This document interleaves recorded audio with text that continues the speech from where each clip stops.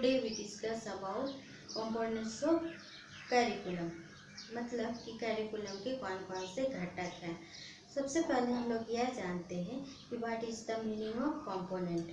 Component is a part that combines with other part two form something bigger. That means कि एक ऐसा हिस्सा जो अन्य भागों के साथ मिलकर कुछ नया कुछ बड़ा बनाता है। इसे हम एक उदाहरण के द्वारा समझते हैं कि कंप्यूटर को मान लेते हैं बनाया जाता है, तो उसके पार्ट्स हो गए या फिर उसके जो महत्वपूर्ण घटक है वो है सीडी, फ्लॉपी डिस्क, रैम, रोम, मदरबोर्ड। तो ये सारे कंप्यूटर के महत्वपूर्ण घटक हैं जिनसे मिलाकर कंप्यूटर को डेवलप किया जाता है या बनाया जाता है। उसी तरह हम यह कह लें कि हमें स्वस्थ रहने के लिए पौष्टिक आहार में सब्जियां एवं फल का उपयोग करना चाहिए, तो हमें स्वस्थ रहने के लिए ये सारे हमारे घटक हैं। तो इस तरह से हम देखते हैं कि कंपोनेंट का मतलब कि किसी भी चीज़ को डेवलप करने में इसकी आवश्यकता होती है। इसी तरह करिकुलम को भी जब हम लोग डेवलप करते हैं तो उसके भी कुछ महत्वपूर्ण घटक होते हैं जिसे ध्यान में रखकर करिकुलम को डेवलप किया जाता है, जिसके according teacher and students, study skills, assessment process, aims, objective, attitude, इन सारे को ध्यान में रखा जाता है। इसके अंतर्गत हम लोग देखते हैं कि कुछ मेजर कंपोनेंट्स हैं करिकुलम डेवलपमेंट के, जिसमें फर्स्ट है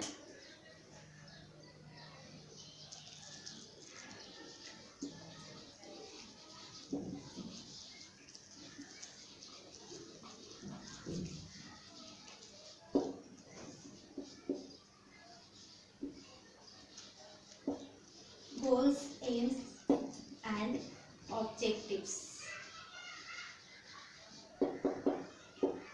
गोल, एम एंड ऑब्जेक्टिव कहने का मतलब है कि जब करिकुलम का निर्माण किया जाता है तो एजुकेशन के एम, एजुकेशन के ऑब्जेक्टिव को ध्यान में रखकर करिकुलम का निर्माण किया जाता है। नेक्स्ट है सब्जेक्ट मैटर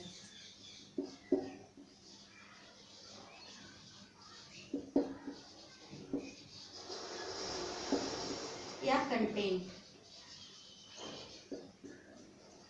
करिकुलम के निर्माण में इस बात का ध्यान रखा जाता है कि उसमें कौन कौन से कंटेंट को शामिल किया जाना है, अर्थात according to students need, according to students level curriculum को डेवलप करते समय उसमें सब्जेक्ट मैटर्स को भी डाला जाता है और कंटेंट को सीक्वेंसली अरेंज किया जाता है। तो सब्जेक्ट मैटर भी एक इम्पॉर्टेंट कंपोनेंट्स है करिकुलम डेवलपमेंट का। नेक्स्ट है लर्निंग एक्सपीरियंसेस।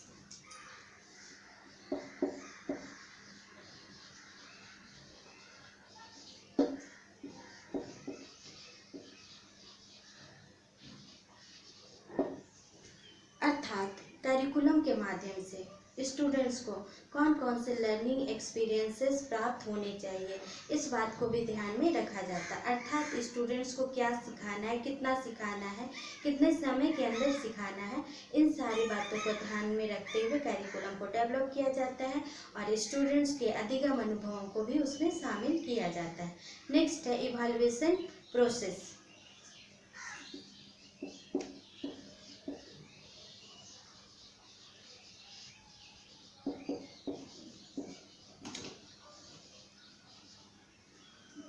इसमें इवैल्यूएशन के विभिन्न प्रोसेस को सम्मिलित किया जाता है, अर्थात स्टूडेंट्स के द्वारा कितना लर्निंग अनुभव प्राप्त किया गया है, स्टूडेंट्स कितना गेन किए हैं, क्या क्या सीखे हैं, उसका असेसमेंट किया जाता है और टाइम टू टाइम उनका फीडबैक भी दिया जाता है। तो असेसमेंट के अलग अलग तरीकों को यूज करके स्टूडेंट्स के लर्निंग अधिगम का आकलन किया जाता है या लर्निंग अनुभवों का आकलन किया जाता है, जिसके लिए समेटिव इवैल्यूएशन, फॉर्मेटिव इवैल्यूएशन, इन सारे का प्रयोग किया जाता है। तो ये कुछ मेजर कंपोनेंट्स हैं करिकुलम के डेवलप करने के। तो आगे हम लोग देखते हैं कि करिकुलम के अंतर्गत हम लोग दो तरह के करिकुलम का स्टडी करते हैं जिसे भी कंपोनेंट्स के अंतर्गत इंक्लूड किया जाता है, जिसमें पहला है कोर करिकुलम और दूसरा है elective curriculum.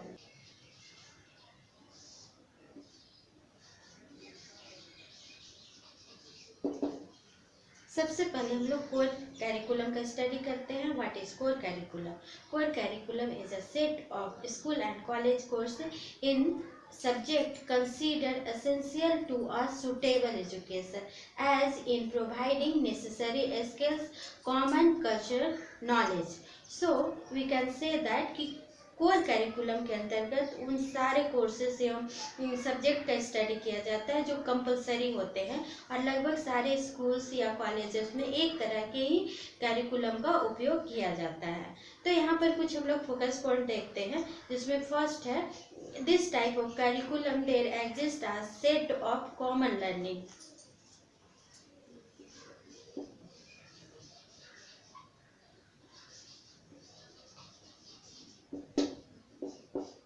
First is common learning.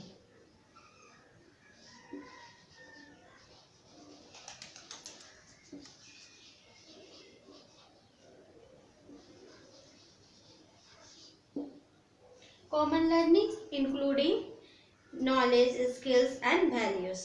Second is common instruction material and strategy.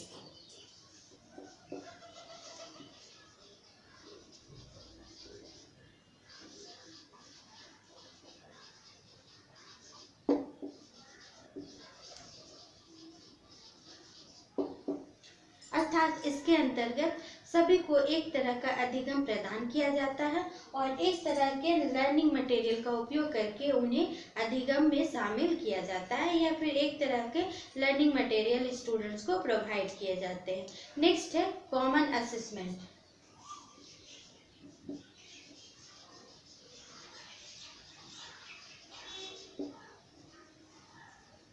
Core curriculum के अंतर्गत असेसमेंट का तरीका भी लगभग स्कूल्स कॉलेजेस का एक समान ही होता है, अर्थात वे सारे समेटिव एवं फॉर्मेटिव असेसमेंट का ही उपयोग असेसमेंट के लिए करते हैं।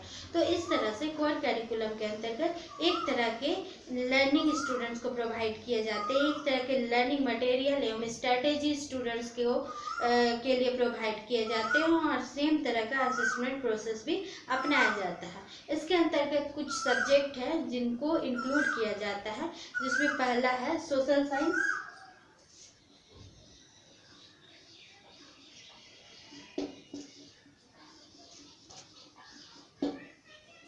Science subject. साइंस सब्जेक्ट के अंतर्गत बायो, फिजिक्स, केमिस्ट्री तीनों को इंक्लूड किया जाता है, और सोशल साइंस में सिविक्स और ज्योग्राफी, हिस्ट्री, इन सारे सब्जेक्ट को इंक्लूड किया जाता है। इसके अलावा मैथ्स,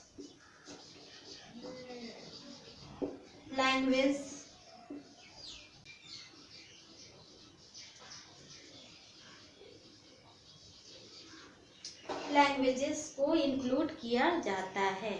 नेक्स्ट हम लोग देखते हैं मेरिट्स ऑफ कोर करिकुलम, जिसमें फर्स्ट है common learning provide to all learners. That means कि इसमें कॉमन तरह की लर्निंग सभी तरह के लर्नर्स को प्रोवाइड की जाती है, अर्थात एक तरह का उन लोगों को सब्जेक्ट मटेरियल दिया जाता है, एक तरह का सब्जेक्ट से रिलेटेड जो भी नॉलेज होता है वो सभी लर्नर्स को एक तरह का दिया जाता है। नेक्स्ट है These common learning vary according to different experts. That means कि इस तरह का जो सब्जेक्ट मटेरियल तैयार किया जाता है उसमें अकॉर्डिंग टू डिफरेंट तरह के विशेषज्ञ बहुत तरह के डिफरेंसेस पाए जाते हैं। जैसे आप देखे होंगे कि सीबीएसई एवं एनसीईआरटी के जो बुक्स होते हैं उसमें थोड़ा बहुत डिफरेंसेस होता है, तो अकॉर्डिंग टू डिफरेंट एक्सपर्ट इसके सब्जेक्ट मैटर में बहुत तरह के चेंजेस भी मिलते हैं या देखे जाते हैं। नेक्स्ट है it is having a knowledge in different subject. क्योंकि अलग अलग सब्जेक्ट्स को यहाँ पर पढ़ाया जाता है, अर्थात science subject, maths, history, geography, civics, इन सारे सब्जेक्ट्स का नॉलेज दिया जाता है, इसलिए बच्चों को हर सब्जेक्ट का नॉलेज एक साथ प्राप्त होता है और स्टूडेंट्स को इससे ये फ़ायदा होता है या फिर स्टूडेंट्स को इससे ये लाभ मिलता है कि स्टूडेंट हर सब्जेक्ट में कंपेयर करके वे बेटर लर्निंग कर पाते हैं। नेक्स्ट है it is helpful for students in decision making. कभी कभी ऐसा होता है कि स्टूडेंट्स ये डिसीजन नहीं ले पाते हैं कि उन्हें आगे चलकर फ्यूचर में किस सब्जेक्ट को लेकर पढ़ना है। तो सभी सब्जेक्ट का उन्हें जब हायर स्कूल्स में नॉलेज दिया जाता है तो उनको ये पता चलता है कि कौन सा सब्जेक्ट उनके फ्यूचर के लिए अच्छा है और कौन सा सब्जेक्ट को वो लेकर फ्यूचर में अपने फ्यूचर को ब्राइट बना सकते हैं। तो इससे उन्हें डिसीजन मेकिंग में काफ़ी मदद मिलता है। It takes core classes in that students are able to explore different measures. That means कि इसके माध्यम से स्टूडेंट्स डिफरेंट तरह के मेजर्स के बीच में कंपेयर करने भी सीखते हैं और उनमें ये कंपेरेटिव थिंकिंग डेवलप होती है, क्रिटिकल थिंकिंग डेवलप होती है। It delivers quality standard. इसके द्वारा चूँकि ये जो भी मटेरियल तैयार किया जाता है वो अलग अलग एक्सपर्ट के द्वारा तैयार किया जाता है, अलग अलग विशेषज्ञों के द्वारा तैयार किया जाता है, इसलिए इसके द्वारा जो भी लर्निंग मटेरियल या जो भी लर्निंग डिलीवर होता है स्टूडेंट्स को वो उसका स्टैंडर्ड बहुत ज़्यादा हाई होता है। Problem solving through reflective thinking encourage. That means कि यहाँ पर स्टूडेंट्स के द्वारा क्रिटिकल थिंकिंग की जो नॉलेज की क्रिटिकल थिंकिंग की जो एबिलिटी होती है वो डेवलप हो पाती है और वे डिफरेंट तरह के प्रॉब्लम्स को सॉल्व कर पाते हैं और अपने लाइफ को बेटर बना पाते हैं। It develop relationship between life and learning. और स्टूडेंट्स का जो भी लर्निंग होता है उसको वे अपने लाइफ के साथ कोरिलेट कर पाते हैं और अपने फ्यूचर के लिए बेटर से बेटर प्लानिंग कर पाते हैं। All courses will introduce students to a broad discipline or field of study. जैसा कि मैं पहले ही बताई कि हर सब्जेक्ट के यहाँ पर ब्रॉडली नॉलेज दिया जाता है, विस्तृत रूप से हर सब्जेक्ट के विषय में नॉलेज दिया जाता है। तो इससे स्टूडेंट्स में क्रिटिकल थिंकिंग भी डेवलप होती है, साथ में वे अपने फ्यूचर के लिए बेटर प्लानिंग कर पाते हैं और जो भी मटेरियल उन लोगों को दी जाती है रिलेटेड टू लर्निंग उससे वे अपने नॉलेज को ज़्यादा से ज़्यादा इन्हांस कर पाते हैं। इसके कुछ डिमेरिट्स भी होते हैं, जैसे सिलेक्शन ऑफ कंटेंट में डिफ़िकल्ट। यहाँ पर कंटेंट का सिलेक्शन करना थोड़ा डिफ़िकल्ट हो जाता है क्योंकि वेरियस सब्जेक्ट्स को इसमें इंक्लूड किया जाता है, इसलिए यहाँ पर कंटेंट का सिलेक्शन भी अकॉर्डिंग टू टाइम ड्यूरेशन और एवं स्टूडेंट्स के लेवल के अकॉर्डिंग ही सिलेक्ट करना पड़ता है। द नेक्स्ट है it does not provide essential material. Her students को जितना ज़्यादा मटेरियल पढ़ने के लिए चाहिए उतना ज़्यादा मटेरियल एक सब्जेक्ट में स्टूडेंट्स को प्राप्त नहीं हो पाता है क्योंकि यहाँ पर सभी स्टूडेंट्स के लिए कॉमन लर्निंग स्टैंडर्ड मेंटेन किया जाता है, एक कॉमन लर्निंग प्लेटफॉर्म तैयार किया जाता है, इसलिए सभी तरह के मटेरियल प्रोवाइड नहीं किए जा सकते हैं। असेसमेंट में also effect the performance of student. यहाँ पर असेसमेंट का भी तरीका सबके लिए एक तरह का होता है, चाहे वो स्लो लर्नर हो चाहे वो फास्ट लर्नर हो, इसलिए स्टूडेंट्स के परफॉर्मेंस पर इसका भी इफेक्ट पड़ता है। Core curriculum are having to take more classes, spend more money.